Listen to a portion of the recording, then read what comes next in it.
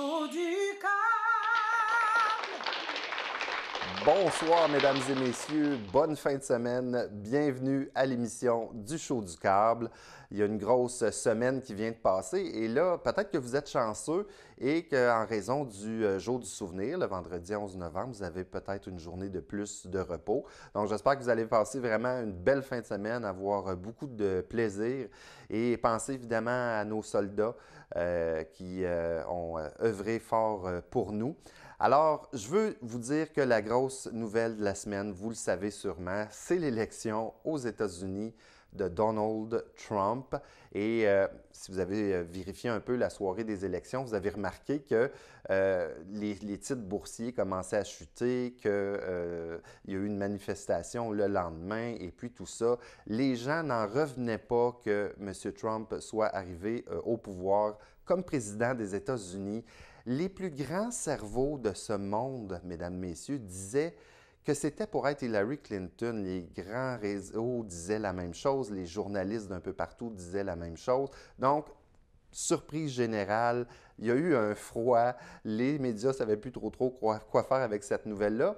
Mais j'ai un extrait à vous montrer d'une émission de la semaine dernière, donc avant les élections, où on vous a dit qui était pour gagner ces élections-là, et je vous invite à regarder cet extrait-là. Est-ce qu'on pourrait, par exemple, te demander des petites questions au niveau de l'actualité, puis savoir un peu si tu as une vibration, si tu reçois un message à propos de ça, ça se fait-tu? Oui, on peut. OK. Ça ne veut pas dire que je vais avoir un message. OK. On peut le faire. Mais tu vas me le dire si tu en as un. Oui, oui. OK. Si j'en ai un, je vais te le dire. Exemple. Les élections Ouais. présidentielles américaines, Ouais. tu le voyais venir. Oui. M. Trump ou Mme Clinton? Écoute, on m'a déjà posé la question et puis je leur ai dit que M. Trump avait des fortes chances de rentrer et que j'ai l'impression que ça va être quand même très égal. Je ne sais pas s'ils vont refaire aller, si jamais il y a des votes un peu moins, il va peut-être redemander un calcul, mais je ne serais pas étonnée que Trump rentrerait. Alors, ce que ça prouve, mesdames et messieurs, c'est que la TVC, là, exclusivement, vous l'avez dit une semaine d'avance, que c'est Donald Trump qui était pour gagner, n'en déplaise à tous les réseaux comme Radio-Canada, CNN, n'importe quoi, LCN. Nous, mesdames et messieurs, on vous l'a dit une semaine d'avance et on avait raison. Une chose cocasse, vous connaissez la compagnie de déménagement, le Clan Panton, qui, tu sais, avec leur petite chanson fatigante, le Clan Panton, nanana, nanana. Bon, la compagnie, le Clan Panton, offre maintenant un rabais de 10 aux Américains qui souhaitent venir s'établir au Canada. Et une autre chose aussi qui était très drôle, c'est que pendant que je regardais les élections à la télévision, le site de Immigration Canada a planté. Et ça veut probablement dire qu'il y a plein d'Américains qui sont allés voir sur le site d'Immigration Canada s'ils ne pouvaient pas faire des démarches pour s'en venir rester chez nous. Alors, étonnez-vous pas s'il y a beaucoup d'Américains qui décident de venir s'établir au Canada. Je vous raconte aussi quelque chose de drôle qu'un de mes amis a fait cette semaine. J'ai trouvé ça cheap, mais vraiment cheap. Imaginez ça, le gars a début trentaine et il décide d'aller voir un film au cinéma. Sauf que le cheap en question a acheté des billets pour aînés. Donc, au lieu que ça lui coûte 27 ça lui a coûté seulement 17 Mais j'ai trouvé ça cheap, mais vraiment cheap, mais ça a fonctionné. Je ne vous dis pas de faire ça, mais je dirais au cinéma, vérifiez vos règles de sécurité parce qu'il y a des petits jeunes qui se font en ce moment de l'argent sur votre dos. Dernière chose que je veux vous parler, c'est, j'ai vu ça aux nouvelles, la monnaie royale canadienne. Il y a un monsieur qui a eu la brillante idée de vouloir voler. Il a volé 22 pièces d'or d'une valeur de 162 000 $. Et comment il a fait pour voler ça? C'est que c'est la grosseur d'une balle de golf, chaque espèce de lingot. Et il se l'est rentré dans le... En tout cas, je ne vous dirai pas le mot à la télévision, mais vous imaginez sûrement ce que je pense. Donc, le monsieur a réussi à voler 162 000 $ de même. Une histoire qui nous en donne plein, en tout cas, Je vous dis ce qui se passe ce soir à l'émission. Alors, on reçoit Monsieur le Président et on reçoit également Gabriel Girard-Bernier et Marc-André Cordero-Lima pour nous parler du projet de la brasserie du Bas-Canada. Et oui, je vous le disais dans l'introduction, notre invité ce soir est le nouveau président, mais pas le président des États-Unis, là. On va s'entendre que ça aurait été vraiment difficile à obtenir, mais on a un président quand même, qui est M. Daniel Lafortune, qui est président du conseil d'administration de la TVC Basse-Lièvre. Monsieur Lafortune, bonsoir. Bonsoir, Martin. Au nom de toute l'équipe, là, Monsieur Lafortune, il faut que je vous dise quelque chose. Vous êtes beau, vous êtes fin, puis vous sentez bon. Et j'essaie pas vraiment d'être têteux, là, mais je voulais vous le dire. Est-ce que tu sollicites une augmentation de salaire, Martin? Je laisse ça à votre discrétion. Monsieur Lafortune, vous m'appelez Daniel, si ça ne vous dérange pas, ou Monsieur le Président, dites-moi. Non. Habituellement, tu m'appelles Monsieur le Président, mais on va laisser les sarcasmes de côté. Daniel, ça fait longtemps que tu connais la TVC Basse-Lièvre, tu as même animé ici. J'aimerais ça que tu me parles de ton parcours qui t'a amené à la télévision communautaire. Je peux te rappeler la date, c'était le 7 janvier 1985. Oh boy. Alors, tu étais peut-être même pas un adolescent à l'époque. Wow. Ça va faire 32 ans. Je vivais en colocation avec Charles Morin. Charles Morin, qui est directeur d'école maintenant dans le secteur Masson-Angers. Et lui avait fait le collégial en radio-télévision. Et lui voulait animer une émission à la TVC parce que, évidemment, chacun peut s'offrir pour animer une émission de télévision. Alors, il m'a parlé de ça à la maison. J'ai dit, ben moi, j'ai beaucoup d'affinités avec les arts, la culture, donc j'aimerais ça venir parler de théâtre, de cinéma. Et ça a commencé comme ça. C'était une émission à l'époque d'une demi-heure. Il fallait remplir ça. On verbait beaucoup. Il y avait beaucoup de parlotte, de parlure et moins d'images. Mais pourtant, la télévision, c'est l'image. On va voir des images aussi. Donc, j'ai été chroniqueur pendant 28 ans et demi. Et je suis nouvellement président, mais ça fait quand même 1 an là, maintenant. Mais je suis sur le conseil d'administration depuis 3 ans. Et est-ce que tu te rappelles du titre de l'émission que tu avais animée justement sur la culture? Oh mon Dieu! Ta question est bonne. Peut-être que toi, tu as la réponse. Non, j'étais pas là. Non, je me souviens pas de l'émission, du titre. OK. Et puis là, étant donné que tu es président du CA, pourquoi tu as décidé de te retirer de l'écran et de faire plus de l'administratif? Ben, en fait, être à l'écran, c'est un engagement émotif aussi. Et puis, c'est aussi le fait d'aller voir des spectacles, d'aller voir des films. Je me souviens qu'il y a une vingtaine d'années, j'allais au CNA ou au Théâtre 3 et 4 fois par semaine. Donc, je travaillais à temps plein. Ça demandait, c'était exigeant. Et donc, au fil du temps, on vieillit, puis on passe à un peu plus un spectacle de chaises. Un spectacle comme nous autres. Comme nous autres actuellement. Donc, on s'occupe de la télévision parce qu'on l'a à cœur. Ça fait faire 32 ans que je suis lié avec la télévision. Donc, je souhaitais, parce qu'il y a une nouvelle forme d'administration, tu le sais, oui, tu en es le responsable, que le passage se fasse le plus doucement possible et avec une vision d'avenir le plus importante possible pour que, évidemment, la TVC grandisse et perpétue et qu'elle atteigne un âge canonique, éventuellement. Éternel. Éternel, oui.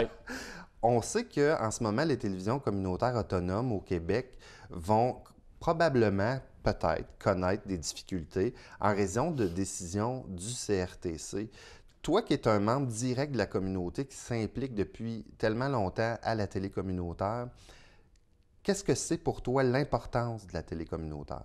Moi, je pense que c'est un outil que la communauté peut et devrait utiliser davantage pour communiquer avec les gens qui sont autour d'eux, ce qu'ils vivent, ce qu'ils font, que ce soit administratif, que ce soit coopératif, que ce soit communautaire ou que ce soit même humoristique. Ah oui, Je pense toujours à ton intro du show du câble, oui, c'est ça. que j'ai adoré. On me voit marcher à travers la ville. Là. Ouais. Absolument. Et ça t'a pris combien de temps en passant pour marcher tout ça? Écoute, on n'a pas fait ça d'un coup sec, évidemment. Ça a été sur plusieurs tournages, donc. Ah, moi, je pensais que tu avais marché pendant écoute, 48 heures. écoute, je serais pas encore arrivé, je serais peut-être encore étendu sur le chemin. Donc, cet outil de travail-là, les gens peuvent se l'approprier. Le regard n'est plus seulement que Buckingham, Masson-Angers. Maintenant, c'est ouvert sur la grande ville de Gatineau avec des satellites un peu vers le haut de la Lièvre. On espère que les gens vont poursuivre. On espère aussi qu'on soit un jour en HD. On a les outils, mais maintenant, c'est comment mettre ça au service de la population parce que ça exige et ça demande beaucoup d'investissements supplémentaires. Présentement, on n'a pas les fonds. Donc, le regard est un petit peu nuageux sur cet aspect-là. Je te pose une question hypothétique. Avec tous les canaux de télévision qui existent maintenant, contrairement à il y a plusieurs années, il y a beaucoup de choix qu'on n'avait pas nécessairement avant au niveau du câble. Si la télé communautaire disparaissait, quel impact tu penses que ça pourrait avoir? Moi, je pense que cet aspect-là, cet outil-là, la communauté, évidemment, vivrait un grand deuil. Je crois que oui. Parce qu'on se fait, tu le sais, on se fait accoster sur la rue. Moi, on me parle encore des émissions que je faisais, puis ça fait pratiquement 4 ans que je ne suis plus en ondes. Donc, j'ai bien aimé ton émission. Oui, mais ça fait que je leur dis pas. 4 ans? Ça fait 4 ans, je leur dis pas, évidemment. Et même, à l'époque, j'écrivais dans le journal. On me fait de même. Puis ça, j'écrivais dans le journal parce que je faisais une émission à partir de mon travail d'enseignant. J'avais une libération comme agent de communication. Donc, j'ai été libéré pour faire une émission qui s'appelait la CSCV t'invite. Oui, j'ai entendu parler de cette que j'ai émission-là. fait pendant 9 ans avec les techniciens ici. Donc, on se promenait sur le territoire de la CSCV. Et puis, bon, à un moment donné, il a fallu que ça meure. On a coupé les budgets. Et malheureusement, les gens ne peuvent plus utiliser cet outil-là. Est-ce que ça se pourrait, Daniel, que tu fasses un retour télé? Il est possible, Tu sais, oui. quand Dodo a dit non, puis jamais c'est mon dernier. Et il est possible, oui. Je suis en réflexion parce que, bon, j'ai un dada depuis plus de 40 ans. J'ai une passion pour le vin. Ah. Je ne bois pas du vin tous les jours, tous les ans, oui. Mais j'aimerais, en fait, poursuivre en servant d'éléments soutien éducatif parce qu'au Québec, on a des liens avec la France, on a des liens avec l'Europe, on a aussi une grande succursale, la SAQ, qui nous envahit de différents vins. Et moi, comme je vous disais, ça fait plus de 40 ans que j'étudie. Je suis allé travailler dans le milieu. J'ai travaillé dans la vente par passion. Alors, est-ce que ça peut, il reste pas à négocier, mais à avoir ma disponibilité. Et toi, là-dedans, dans le vin, ce qui t'intéresse, c'est les saveurs, les textures. Moi, c'est la quantité. C'est ça. Ah, OK.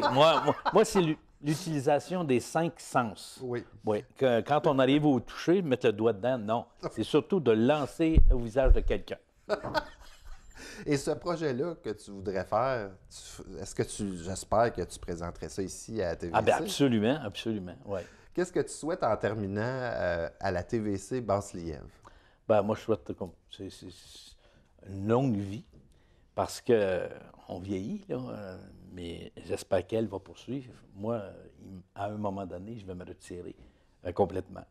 Je vais m'en aller dans une petite cabane, ma cabane au Canada, dans le bois. Là, puis... Ben, moi, je pense que de toute façon, on irait sûrement te visiter, si c'est pas trop tannant. Daniel, écoute, je veux te remercier de ton passage à l'émission Le Show du Cœur. Merci, toi et tous les membres du conseil d'administration, parce que, mesdames et messieurs, c'est important, parce que le fait qu'on soit une télé communautaire autonome et qu'on ait un conseil d'administration, ça veut dire que des gens de la communauté, ça les intéresse, leur télévision communautaire. Daniel Lafortune, merci beaucoup. Bon succès avec la TVC. Je voudrais juste souligner que cette année, le CA, on est rempli. On est 7 membres et ce sont malheureusement tous des hommes, mais ce sont des gens très ferrés et très compétents. Merci beaucoup, Daniel. Merci, Martin. La pensée de la semaine, mesdames et messieurs. Vous savez, voter, c'est un grand privilège. Mais nous savons maintenant que collectivement, il arrive qu'on se trompe. Le nouveau président, lui, il la rit encore. Jeu de mots trouvé sur Facebook. On parlait un petit peu plus tôt avec Daniel Lafortune et il nous a parlé de vin. Mais là, je veux vous parler de bière parce que ça aussi, avouez que la fin de semaine, une bonne bière, c'est bien, bien le fun. Puis je veux vous présenter des gens qui sont mes invités. Et là, je vais regarder mes notes parce qu'ils ont des noms composés, puis j'ai un petit peu de misère avec ça. Alors, j'ai ici Gabriel Girard-Bernier. Bienvenue à l'émission. Merci. Et on a Marc-André Cordero-Lima. Bonjour. Bienvenue à l'émission. Merci. Je veux vous parler parce que vous autres, là, vous les gars, vous avez un projet super le fun. Brasserie du Bas-Canada. Vous voulez implanter une microbrasserie. Expliquez-moi comment ça a été décidé. Je veux tout savoir sur la brasserie. Bien, en fin de compte, ça a été un processus en étapes. Tout ça a commencé dans un sous-sol en s'amusant à brasser de la bière. En fait, beaucoup de brasseurs ont commencé un peu de cette manière-là. Puis petit à petit, on a commencé à prendre ça au sérieux puis à développer l'idée en bout de ligne de développer une microbrasserie dans la région. Donc, en gros, là, ça s'est passé un peu comme ça. Puis vous connaissiez déjà, donc? Oui. Effectivement. Amis depuis de longue date, une dizaine d'années, je dirais. On a travaillé ensemble dans la restauration, puis on a développé, comme Gabriel l'a mentionné un peu plus tôt, comme toutes les personnes, comme tous les artisans, on commence à petite échelle, puis à un moment donné, on se rend compte qu'on a du talent, puis on a le goût d'aller de l'avant avec ça. Donc, de partir d'une idée qu'on a dans un sous-sol, puis de l'amener en vrai sous forme d'une microbrasserie, il y a beaucoup de travail à faire. Vous en êtes où dans la démarche? En gros, rapidement, on a un local. Donc, on a le montage de l'entreprise qui est relativement avancé. On a un brand, on a le nom de la brasserie. On a déjà 2 bières commercialisées à notre actif. Donc, une deuxième qui sort dans certains restaurants et bars, notamment de la région, cette semaine. C'en est là actuellement le projet. L'ouverture de la brasserie comme telle est prévue pour le printemps prochain. Ça prend beaucoup d'argent à se lancer en business, comme on dit. Comment vous faites ça? Êtes-vous riche? Non, pas du tout. Non, mais comme toute personne qui veut partir un projet, il y a beaucoup de sacrifices financiers à faire. Puis évidemment, on travaille fort pour économiser le maximum d'argent. Donc, le gros montant vient de nous, la grosse mise de fonds. Mais évidemment, il y a aussi des investisseurs il y a des gens qui ont acheté des actions dans l'entreprise et qui vont en acheter. Donc, il y a un bloc d'actions toujours à vendre. Puis évidemment, le reste, il y a des subventions et des aides gouvernementales et des différents niveaux pour les jeunes entrepreneurs. Donc, mais c'est surtout, la plupart de l'argent vient de nous, gros sacrifice financier, je dirais. Est-ce que vous pensez que, parce que je pense que j'avais vu sur Facebook que vous cherchiez justement à encourager les gens à une espèce de campagne socio-économique. Expliquez-moi donc ça. C'est ça. En fait, en ce moment, on est en campagne de sociofinancement. Donc, l'idée d'une campagne de sociofinancement, c'est d'aller chercher des gens de la population pour encourager un projet qui est en démarrage, ou en tout cas, ça peut prendre différentes formes, mais dans notre cas, en bout de ligne, c'est d'encourager le démarrage d'entreprise. Mais c'est pas une campagne de dons, vraiment. En fait, c'est une campagne de préachat. Fait que les gens peuvent acheter des produits qui vont être exclusifs aux contributeurs via la campagne de sociofinancement. Il existe différents paliers de 20 $ jusqu'à 1 500 $. Donc, cette campagne de sociofinancement-là a pour objectif de nous permettre d'avoir un peu plus d'équipement au départ. le nerf de la guerre dans une brasserie, puis c'est ce qui est le plus coûteux en bout de ligne, c'est l'équipement brassicole. Puis là, est-ce que vous devez passer, j'imagine, par la ville si vous voulez un permis d'affaires puis toutes ces choses-là? Ouais. C'est-tu compliqué? C'est parce qu'ils disent aux nouvelles, des fois, c'est bien compliqué. Bien, c'est compliqué, puis c'est pas si compliqué à la fois. C'est juste parce que c'est un processus qui est assez long. Puis dans le cas d'un projet comme le nôtre, en bout de ligne, en ce moment, on est dans une demande de dérogation de zonage avec la ville de Gatineau. Donc, il y a cette étape-là. Après, il y a d'autres permis qui ne sont pas nécessairement compliqués à aller chercher, mais qui prennent du temps. Puis en plus, nous, on a des permis à aller chercher au niveau de la RAGJ, donc la Régie de l'alcool et des jeux du Québec, qui, eux, émettent des permis pour les entreprises qui produisent bière, vin, cidre, alcool, là, qui sont des permis relativement différents. Seriez-vous surpris, les gars, si je vous disais que j'ai des de mes amis qui se sont offerts pour être goûteurs pour vous autres? Seriez-vous surpris? Non, on reçoit pas mal de demandes de goûteurs. Non, c'est fréquent, mais c'est bon signe. Nous, tout ce qu'on veut, dans le fond, c'est plus qu'un produit, c'est plus que juste se lancer en affaires, être entrepreneur pur et dur. Nous, on veut vendre un produit de qualité qu'on sait qu'on est capable de faire à grande échelle. Donc, nous, on dépend de la passion des gens pour nos bières. Donc, oui, il y en a. Le plus qu'on en a, le mieux c'est. On dépend vraiment de ça. Là. C'est le milieu microbrassicole. Oui, souvent, c'est l'emplacement. Au Québec, on a des références sur le bord du fleuve avec des terrasses à bracalabrantes, mais avant tout, c'est la passion de la bière, c'est goûter quelque chose de différent, d'exceptionnel comparativement à ce qu'on aurait bu chez nos mononcles tous les derniers parties de Noël, disons. Là. Donc, c'est ça qui est intéressant. Puis au moins, bien, dans notre domaine, souvent, les gens qui goûtent aux microbrasseries, il n'y a pas de retour en arrière. Donc, il n'y a que des gens à convaincre. Est-ce que il y a d'autres... Il y a combien de microbrasseries à Gatineau, excluant vous autres? Excluant nous autres, il y en a deux. En fait, il y a les brasseurs du temps qui sont établis depuis quelques années, puis il y a Gainsbourg aussi.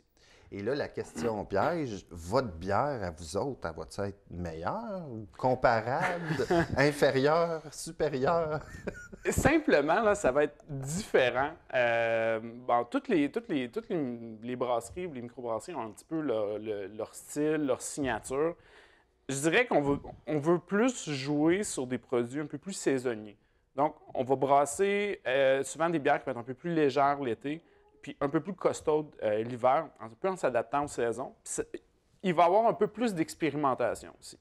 On a le projet d'avoir un petit chai, donc un endroit où on va élever de la bière dans des fûts de chêne. Donc, il va y avoir de l'expérimentation aussi avec différents types de levures et tout ça. Donc, il va y avoir des bières très classiques, mais il va y avoir des bières plutôt expérimentales aussi. Marc-André, s'il y a déjà 2 micro-brasseries déjà, là, vous seriez la 3e, y a-t-il assez, selon vous, de place pour qu'il y en ait une 3e? Ah, énormément. Énormément. En Outaouais, on est la 2e région avec le moins de microbrasseries par habitant. Le salaire moyen est quand même très élevé, particulièrement dans un rayon de 5 km d'où notre brasserie sera. Lorsque tu vends de la bière sur place aussi, ça change la donne. Donc, ça peut être considéré comme un restaurant ou un pub, en quelque sorte, parce que les gens viennent consommer sur place. Donc, tout dépendant du volume que tu as, tu peux survivre en ne vendant que sur place. Donc, il y a énormément de place. Non seulement ça, le milieu de la microbrasserie au Québec a presque 9 % du marché. Donc, 9 % pour un peu plus de 160 microbrasseries.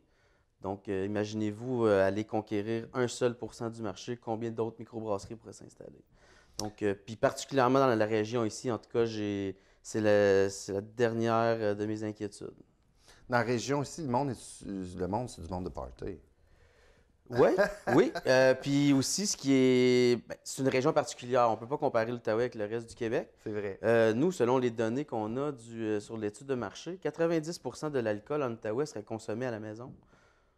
Ce qui n'y a aucune autre région au Québec où c'est la même donne. donne. Ça, mesdames, messieurs, c'est 90 %. Non, mais c'est c'est gigantesque, là. C'est vrai. Tu sais, si tu ne vends pas sur place, tu vends sur place, ça va. Ben nous, on va avoir une boutique aussi. Donc, les gens vont pouvoir rapporter de la bière à la maison. Donc, c'est ça qui est magnifique. On va pouvoir s'attaquer à toutes les méthodes de vente, en quelque sorte. Donc, il n'y a pas de raison que personne ne soit pas rassasié avec nos bières. Donc, Gabriel, dans le meilleur des mondes, vous seriez prêt quand, là, que tout soit réglé puis que vous soyez en affaires? Dans le meilleur des mondes, au printemps prochain, on ne veut pas mettre de date ou même de mois précis parce que il reste encore beaucoup d'étapes et beaucoup de travail à faire dans le projet. Mais disons que une fois passé l'étape de la dérogation du zonage, les choses vont aller assez vite. Il y a déjà beaucoup de planification qui est faite au niveau de la construction dans le local, au niveau de l'équipement et tout ça. Donc, c'est l'objectif en ce moment, c'est printemps 2017. Un ou l'autre, qu'est-ce que vous pourriez dire aux gens qui nous regardent à la maison pour dire qui pourraient, dans le fond, vous aider à réaliser votre rêve au complet? Vous avez besoin de sous. Qu'est-ce que vous avez besoin? Vas-y, Marc-André, t'es bon dans les pitchs d'avant.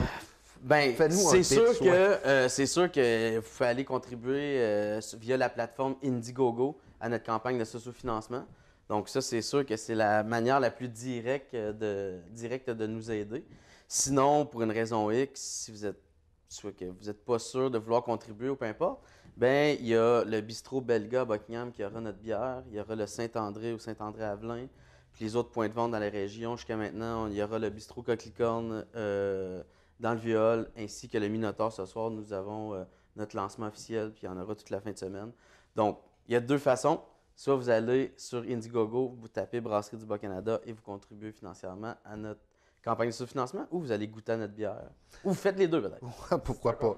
Ouais. Juste rapidement, y a-tu un numéro de téléphone si quelqu'un qui nous regarde, un homme d'affaires, une femme d'affaires, veut participer? Bien, les gens peuvent nous contacter via notre page Facebook, donc Brasserie du Bas-Canada, ou sinon au 819-918-2183.